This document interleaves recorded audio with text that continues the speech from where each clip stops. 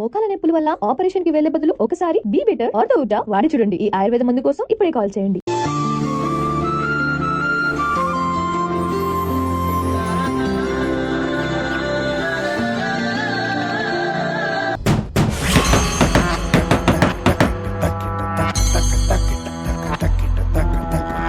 చలిత పాటు నాట కాలిత టక టక చల కటిత గణ జగ మాకు టక టక చక చకిత శశికళ మాకు టక టక చల వినుత ఋషి గణ నికట తగిన తగిన నిజ ప్రకట గుణ గుణ రహిత టక టక భయ సహిత భవ భయ హరిత టక టక దివి సరిత తవ హృరిత టక టక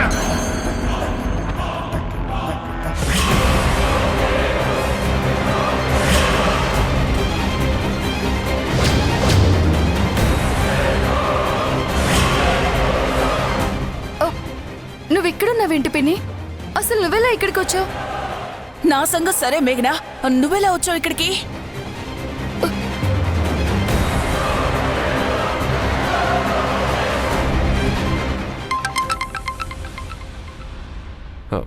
చెప్పు మేఘనా. ఒకసారి ఇక్కడికి రా నందు. వస్తున్నాను.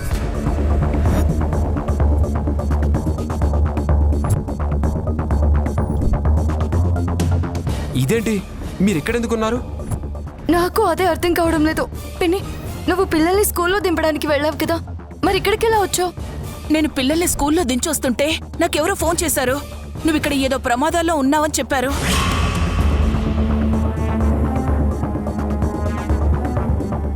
ఏమైందో తెలుసుకుందామని చెప్పొచ్చాను. నేను లోపలికి రాగానే బయట నుంచి ఎవరో లాక్ చేశారు.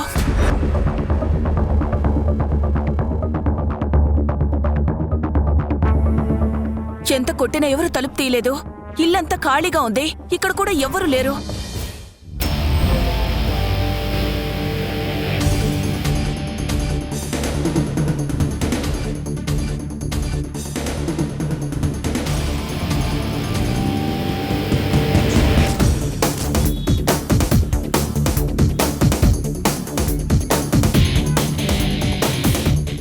ఏంటి నందు ఇది? ఇల్లంతా ఖాళీగా ఉంది అంటే వీళ్ళకి మన ప్లాన్ ముందే తెలిసిపోయిందా? అందులో డౌటే ఉంది. ముందే ఇన్ఫర్మేషన్ వచ్చింది, అందుకే ఇల్లంతా ఖాళీ చేశారు. ఆ లాకెట్ కెమెరాలో మొత్తం అంతా షూట్ చేసి పంపించు. అక్కడ ఆల్రెడీ లైవ్ స్టార్ట్ అయి ఉంటుంది. మేము ఇక్కడికి వస్తున్న విషయం వీళ్ళు ముందుగానే తెలుసుకున్నారు. అందుకే ముందుగానే ఇల్లు మొత్తం ఖాళీ చేసేసారు. చూడండి, ఇల్లు ఖాళీగా ఉంది.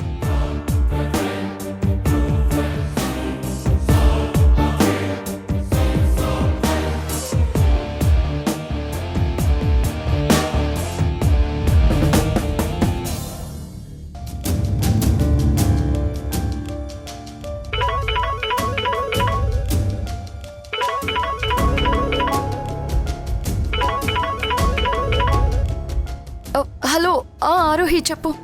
ఏమైంది మేఘనా? ఇక్కడ లైవ్ రావట్లేదు. అన్ని రెడీ చేసుకుని పెట్టుకున్నాం.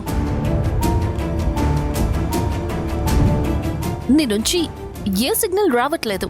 ఏమైంది? లైవ్ రావడం లేదా? అదేంటి? నేను ఆల్రెడీ లైవ్ కవరేజ్ మొదలు పెట్టాను. మేము వచ్చేసరికి ఇల్లంతా ఖాళీగా ఉంది. లేదు మేఘనా, ఇక్కడ ఏ సిగ్నల్ రావట్లేదు. అసలు ఏమైందో ఏంటో చూడు. అలాగే. ఏమైంది మేఘనా? లైవ్ రావడం లేదంట నందు. వాట్? ఆ లాకెట్ ఒకసారి ఇవ్వు.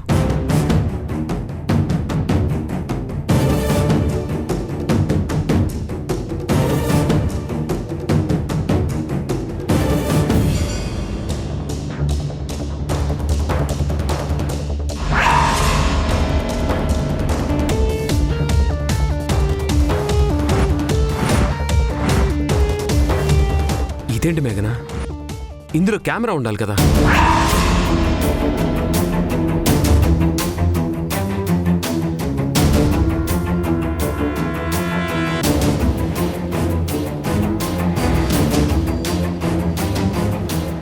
మనం ఆఫీస్లో చూసాం కదా నందు, అందరి ముందు ఓపెన్ చేసాం కదా, కెమెరా టెస్ట్ కూడా చేసాం. ఇప్పుడు ఎలా మిస్ అయింది? అమ్మ మేఘనా, ఇదంతా చూస్తుంటే ఇది చాలా డేంజర్ ప్లేస్ లా ఉంది. మనం ఇంకా ఎక్కువసేపు ఉండడం మంచిది కాదు. మనం వెళ్ళిపోదాం పదండి. అవును మేఘనా, ఎంత త్వరగా మనం వెళ్తే అంత మంచిది. పద. రా మేఘనా. ఆగండి. ఇంత దూరం వెతుక్కుంటూ వచ్చారు కదా, మరీ అలా ఒట్టి చేతులతో వెళ్ళిపోతారా? రండి, ఇల్లంతా వెతకండి.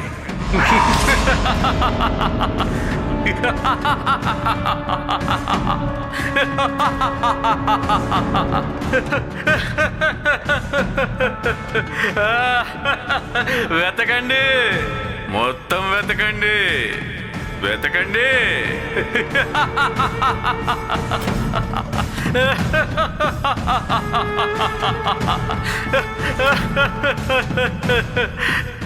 నా కోసం వెతుక్కుంటూ వచ్చారు, నన్ను పట్టుకుందాం అనుకున్నారు, కానీ కుదరలేదు. మీకే ఇన్ని తెలివితేటలు ఉంటే మరి నాకెన్ని తెలివితేటలు ఉండాలి మై డియర్ రిపోర్టర్స్?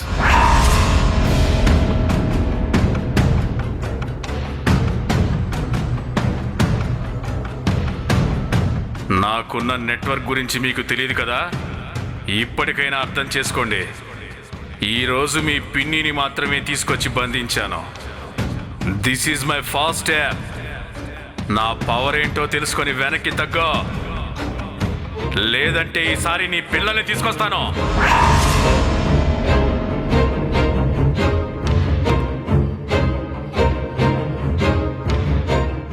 మీరు ఎంత వెతికినా ఏం చేసినా సరే ఏ క్లూ దొరకదు.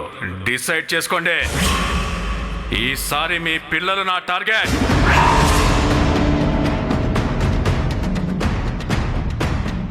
ముందు మీరిద్దరు ఇక్కడ ఉండొద్దు, బయటికి రండి. మనకి మన పిల్లలు ముఖ్యం. పదండి పదండి, రండి, పదండి.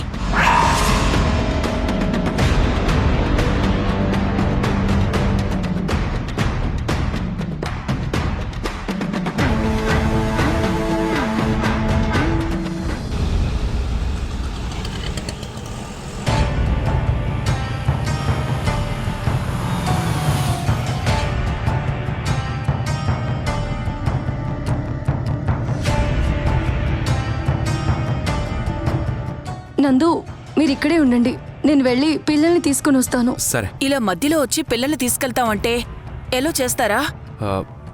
మెడికల్ ఎమర్జెన్సీ అని చెప్పి తీసుకురా మేఘన. అలాగే నందు.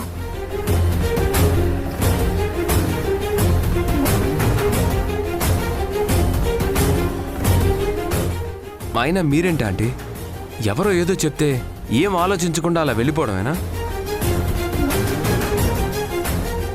ఇంకా నయం అక్కడేం జరగలేదు కాబట్టి సరిపోయింది, లేదంటే మేఘనకి సీరియస్ అని చెప్పేసరికి నేనంత దూరం ఆలోచించలేదు బాబు.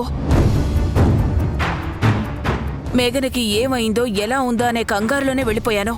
మీరు ఒక్కరే వెళ్ళారు కాబట్టి సరిపోయింది. పిల్లల్ని కూడా తీసుకొని వెళ్ళుంటే చాలా పెద్ద రిస్క్ అయ్యేది.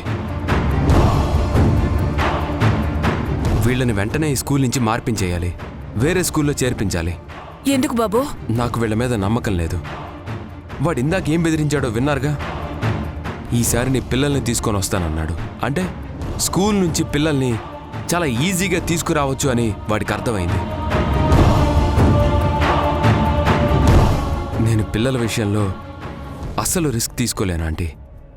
వాళ్ళకి చిన్న ప్రాబ్లం వచ్చినా నేను తట్టుకోలేను.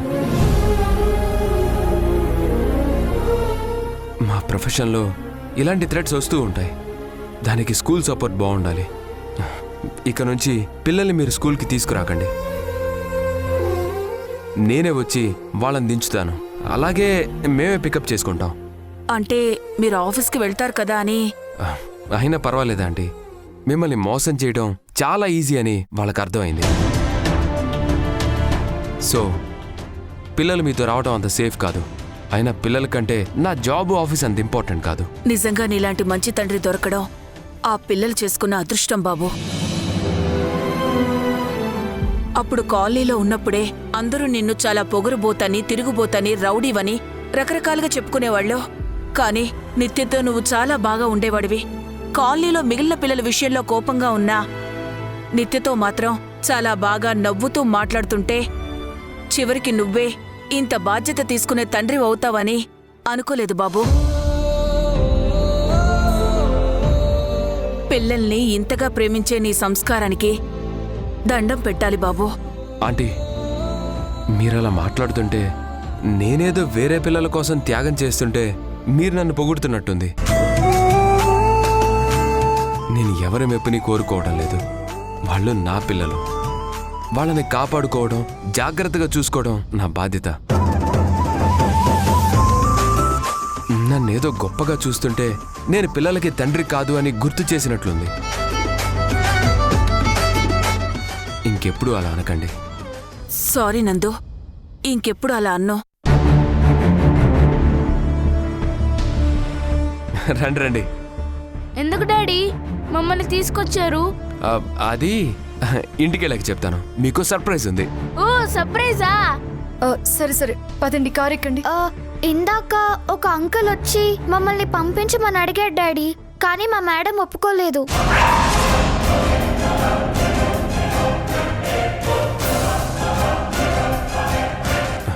ఎవరతను? మేఘన, మనం వెళ్ళి మాట్లాడదాం పద. నేను ఆల్రెడీ మాట్లాడే వచ్చాను. మాకు చెప్పకుండా ఎవరితోనూ పిల్లల్ని పంపించొద్దు అని స్ట్రిక్ట్గా చెప్పాను. అతను ఎవరనేది సీసీటీవీ ఫుటేజ్ ఇస్తామని చెప్పారు నందు. యూ డోంట్ వరీ, మనం వెళ్దాం పద. నందు, ఇన్ని రిస్కులున్నాయి కదా, మీరు ఈ జాబ్ చేయటం అవసరమా? మానేయండి. ప్రశాంతంగా ఉండే ఏ జాబ్ అయినా చూసుకోండి. నిజాయితీగా ఉండే చోట ఎక్కడైనా ప్రశాంతత అనేది ఉండదా అండి? ప్రతి చోట ఇలాంటివి ఉంటూనే ఉంటాయి. మనమే జాగ్రత్తగా ఉండాలి. చూడండి, ఈ విషయాలేమీ ఇంటి దగ్గర నానమ్మకి చెప్పకండి, సరేనా? అలాగే. మిమ్మల్ని ఇంటి దగ్గర దింపి మేము ఆఫీస్కి వెళ్తాం. అలాగే బాబు, వెళ్దాం పదండి. ఎక్కండి. రండి.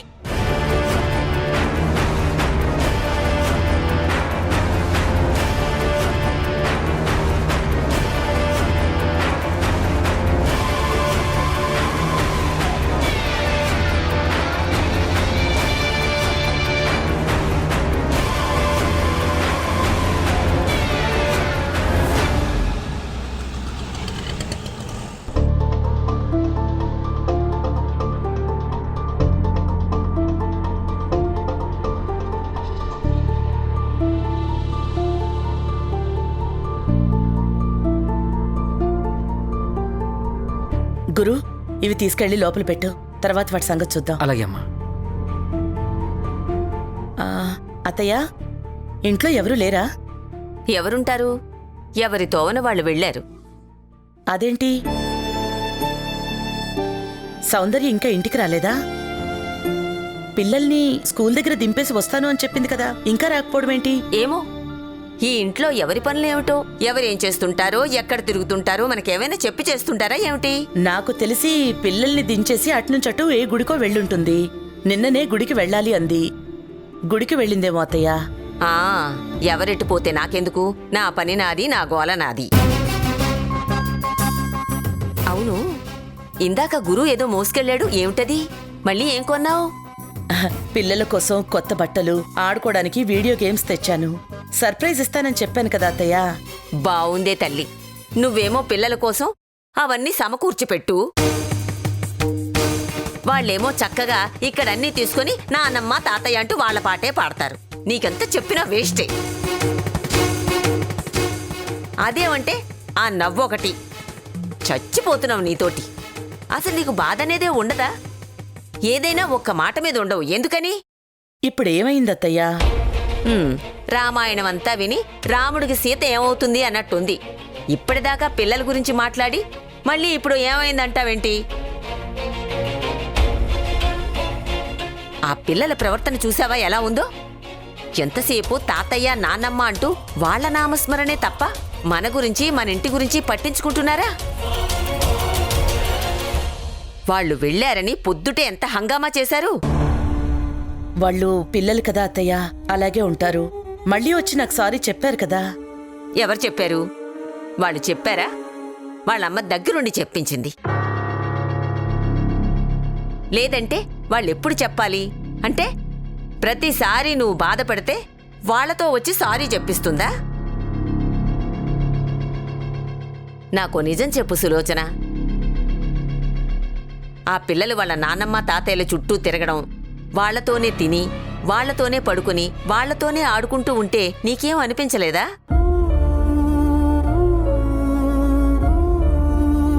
నీ మొహమే చెబుతుంది నీ మనసులో ఏమనిపించిందో. అంత బాధ పెట్టుకుని మళ్ళీ పిల్లలు వచ్చి నాన్నమ్మ అనగానే కరిగిపోయావు కదా. మరి ఏం చేయనత్తయ్యా, పాపం పసిపిల్లలు కదా. వాళ్ళొచ్చేలా దీనంగా మొహం పెట్టి మాట్లాడుతుంటే నాకేదోలా అనిపించింది. చిన్నపిల్లల్లాగే మనం కూడా ప్రవర్తిస్తే అందులో అర్థం లేదనిపించింది. అందుకే నాకనిపించిన ఆలోచనలన్నీ పక్కన పెట్టి వాళ్లతో నవ్వుతూ మాట్లాడాను. నాకదే కరెక్ట్ అనిపించింది అత్తయ్యా. నువ్వు తడవకోసారి మారిపోతావేమో, నా వల్ల కాదు సులోచన. నేనొక నిర్ణయం తీసుకున్నాక నా మనసుకి ఏదనిపించినా నేను దానిమీదే ఉంటాను. అందుకే ముందు ఆస్తి మొత్తం పిల్లల పేరు మీద రాయాలనిపించినా వాళ్ళ వాలకం వాళ్ళ ప్రవర్తన చూసి మనసు మార్చుకున్నాను. నేను దాని గురించే మాట్లాడాలి అనుకున్నానత్తయ్యా. అసలు మీరెందుకు ఉన్నట్టుండి అలా చేశారు? ఆ లాయర్ గారిని అలా పంపించేశారు? చెప్పాను కదా, నాకు నచ్చలేదు. అపాత్రదానం చేయటం, అర్హత లేని వాళ్ళని అందలం ఎక్కించడం మహాపాపం. తెలిసి తెలిసి నేను మాత్రం అలాంటి పనులు చేయను. ఆస్తి రాసివ్వాలి అంటే వాళ్ళకి దక్కించుకునే అర్హత ఉండాలి కదా. ఇంకా నయం, తొందరపడి వీలునామా రాశాను కాదు. అలా అంటే ఎలా అత్తయ్యా? అసలు వాళ్ళు చేసిన తప్పేంటి? చిన్నప్పటినుంచి పెంచిన నానమ్మ తాతయ్యల్ని చూడగానే వాళ్ళ కాస్త యాంగ్జైటీ ఫీల్ అయ్యి వాళ్ళతో ఎక్కువ టైం గడిపారు, అంతే కదా. ఆ మాత్రం దానికి మనం ఫీల్ అవ్వడం దేనికి? నేను ముందు అలాగే ఫీల్ అయ్యాను. కానీ ఆ తర్వాత ఆలోచిస్తే నేను చేస్తోంది ఎంత తప్పో నాకు అర్థమైంది. నేను కూడా కాసేపు చిన్నపిల్లల్లాగే సిల్లిగా ఆలోచించాననిపించింది. అయినా సత్యమూర్తి గారు, ఆయన భార్య ఎంత సంస్కారవంతులో చూడండి అత్తయ్య. పిల్లలతో ఒక్క మాట కూడా తప్పుగా చెప్పలేదు. వాళ్లతో పాటు పిల్లలు వస్తామన్నా సరే వద్దంటే వద్దు అన్నారు. ఇక్కడ నాన్నమ్ముంది, నాన్నున్నాడు, అందరూ ప్రేమగా చూసుకుంటున్నారు, మీరిక్కడే ఉండాలి అని చాలా గొప్పగా చెప్పారు. ఎందుకు చెప్పరు? అలాగే చెప్తారు. ఎందుకంటే వాళ్ళకంటే మన స్థాయి కొంచెం ఎక్కువ కదా. అందరికీ మన గురించి గొప్పగానే చెప్తారు. వాళ్ళిచ్చే గౌరవం, మర్యాదలు నీకు నాకు కాదు, మన ఆస్తికి అంతస్తుకి. నువ్వెన్నైనా చెప్పు సులోచన, మనం ఎంత బాగా చూసుకున్నా, వాళ్ళని ఎంత నెత్తికి ఎత్తుకున్నా సరే వాళ్ళు ఆ ఇంటి పిల్లలే, వాళ్ళ వారసులే. వాళ్ళ రక్తం వీళ్ళ ఒంట్లో ప్రవహిస్తున్నప్పుడు మన వారసులు ఎలా అవుతారు? ఇప్పుడు కాదు, ఓ 20 ఏళ్ల తర్వాత మీ నాన్న ఎవర్రా అని అడిగితే ఆ పిల్లడు ఏం చెప్తాడు? మన వారసులు అంటే నందుకు పుట్టాలి, వాడి రక్తం పంచుకు పుట్టినవాడే మనవాడు, మన ఇంటి వారసుడు అవుతాడు. ఇది మాత్రం నిజం. నీకంటూ ఓ మనవడో మనవరాలో ఉండాలి. అది నీ రక్త సంబంధం కావాలి. మన వంశానికి చెందిన వాళ్లకే మన ఆస్తి దక్కాలి. ఇది పద్ధతి, ఇదే నిజం. అరే, మీరేంటి అప్పుడే వచ్చారు? స్కూల్కి వెళ్ళలేదా? వెళ్ళాం, కానీ అక్కడ అది ఈ రోజు స్కూల్ ఆఫ్ డే అంట. అందుకే నేను కూడా అక్కడే ఉండి స్కూల్ అయిపోగానే దగ్గరుండి తీసుకొచ్చాను. అలాగా, అయితే మీరిద్దరూ లోపలికెళ్ళి ఫ్రెష్ అప్ అయ్యండి. మీ ఇద్దరికి సర్ప్రైజ్ రెడీగా ఉంది. వెళ్ళండి వెళ్ళండి. నేనే ఫస్ట్. సౌందర్య, నువ్వు కూడా వెళ్ళి రెస్ట్ తీసుకో. సులోచన, నేను చెప్తుంది బాగా ఆలోచించు. ఏ చెట్టు విత్తనం వేస్తే ఆ చెట్టు కాయలే కాస్తాయి. జామ చెట్టు వేసి చింతకాయలు కాయమంటే కాయవు. నువ్వెంత బాగా చూసుకున్నా పెంచిన పిల్లలు పెంచిన పిల్లలే, సొంత రక్తం సొంత రక్తమే. అర్థమైందా? ఒక్కసారి నువ్వే బాగా ఆలోచించు. రండి రండి రండి.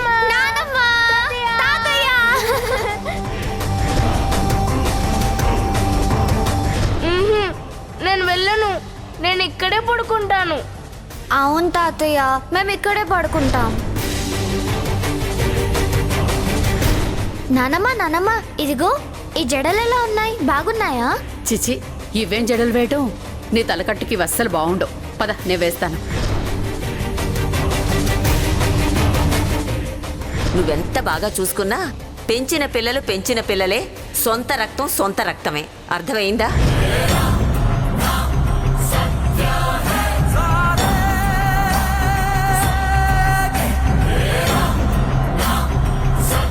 అవునమ్మాయి, నువ్వేంటి ఇద్దరి పిల్లల్నే కన్నావు?